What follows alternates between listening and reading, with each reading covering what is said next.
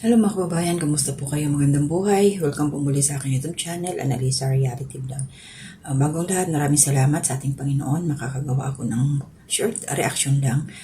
Gusto kong bigyan ng reaction to si Boy Tapang. Kasi napabilib niya ako doon sa kanyang ginawa. Ano nga ba kanyang ginawa? So ito yun, nagpa-deliver lang naman siya ng gas range niya na in-order pero nagkaroon po ito ng problema. Pero bago ang lahat, bago ko ituloy, ay maraming salamat po. To my new subscribers, welcome po sa aking munting kubo. Salamat po sa suporta ninyo. To my silent viewers, mga nagla-like, comment at share, maraming salamat din po. So ito nga ako si Boy Tapang, siguro kilala niya ito sa social media dahil talagang matapang siya eh. Sikat talaga at taga doon to sa sa Cebu rin po siya. At ito nga yung nangyari. Itong nakaraang araw lang, maaga pa yata siguro yun kasi ginising siya ng nanay niya eh. So, nagpa-deliver siya pinadeliver niya yung binili niyang gas range. At saka may siguro microwave. So, yun naging problema mga kababayan. Sana yung mga delivery man, delivery kung driver, kung ano man, mag-iingat talaga kayo. At dahil yung nangyari dito sa gas range ni Boy Tapang na nakapakamahal, sinabi nga niya yung worth nito 68,000. Hindi buo na dumating sa bahay nila. On the way, itong driver siguro mabilis yung takbo niya. Kasi ang kwento niya dito na hindi daw niya napansin na mayroong humps. So syempre pag dire-diretso yung takbo mo at napunta ka na may nadaanan ka na humps, tatalbog talaga yan. So, ang nangyari, tumalbog daw at itong gas range na nasa likod ng pick-up na delivery nila, tumalsik. As in, siguro lumipad yun. Tumalsik talaga. Ano ang pagkukulang nila? Bakit hindi tinalian? Ang sabi ng driver, nanghingi daw sila ng tali. Wala daw maitali. Di dapat sana ginawa ng paraan or alam nilang may karga sila sa likod. Dapat dahan-dahan ang patakbo. At alam naman natin sa kalsada na maraming mga sasakyan o katulad yan, bigla siyang may hams pala. So late na, hindi na siya hindi na nakapag-preno. At least, kahit pa paano, walang nangyari sa kanila. Yung gas range talaga ang basag-basag. So makikita niyo po dito mamaya, ilalagay ko po ano yung itsura ng gas range ni Boy Tapang. Sa totoo lang nakakadismaya. Imagine 68,000, ang laking halaga nun. Pero anong ginawa dito ni Boy Tapang?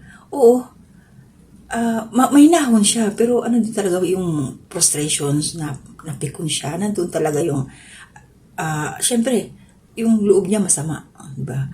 Pero hindi niya pinabayaran doon sa nag-deliver yung gas range. Ang bayad lang sa pakyaw nun yung paghatid is 5,000. So, hindi ko alam kung binayaran yung delivery. Siguro binayaran din yun, pero hindi na niya siningil yung driver. Although pinagsabihan na lang niya na sa susunod mag-iingat kasi nga naman baka mapunta sila sa kliyente na hindi papayag na hindi bayaran yun. Imagine ang laki rin ng katawan ng driver tapos hindi man lang nag-isip. Ganun kaliit yung laki ng katawan, maliit yung niya. Nagkampante siya tapos siguro talagang mabilis pa siyang magpatakbo. So pasalamat siya dahil ang bait nga nitong ni Boy Tapang at hindi na siya pinagbayad. Akala ko nga hindi natatanggapin ni Boy Tapang yun. Sabi ko, sige, bahala na kayo dyan. I-junk shop yun na. Kasi wala na talaga, hindi na talaga magagamit siya. Kaya salud sa'yo Boy Tapang, ang mangyayari dyan marami pang blessing ang darating sa'yo. Sa 68,000 na yan, magiging triple, sobra-sobra pa. Kasi nga, naawa din siya sa driver eh. Sabi niya, naghahanap buhay. Tapos, paano mababayaran yan kahit mag-deliver pa ng kung ilan. Matatagalan or mahirapan makahanap ng 68,000 yung driver na yun, yung nag-deliver na yun. Kaya yung mga nag-deliver dyan, mag-iingat talaga kayo. Huwag kayong masyadong pakampante sa daanan. At maging safety first talaga. Kung alam ninyong may mga karga kayo sa likod, dapat siniftin yung tinalian, nilagyan ng trapalo, anuman. Ang layo ng biyahe. Siguro galing yung sa city ng Cebu. Kasi narinig ko parang galing sa SRP yata na na humps. Parang gano'n. Nasa syudad pa yun ng Cebu. Malayo pa yun.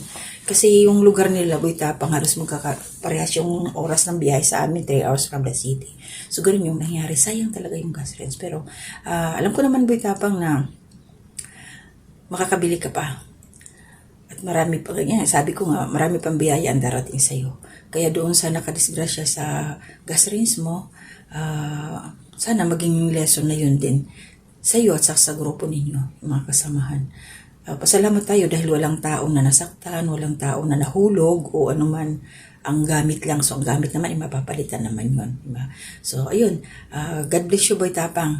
Yun, matagal ko na rin ito siyang sinusundan eh. Silent viewers lang ako dito sa kanya. Pero dahil nga sa nangyari, ayan, nagsishare ako. Nagre-remix ako ng kanya mga video. So, ayan. Suportahan po natin siya, mga kababayan, no? Pag nakita ninyo yung kanyang YouTube channel. At yun lang, maraming salamat. Babalik na po ako sa aking trabaho. Mag-iingat po tayong lahat. To God be the glory.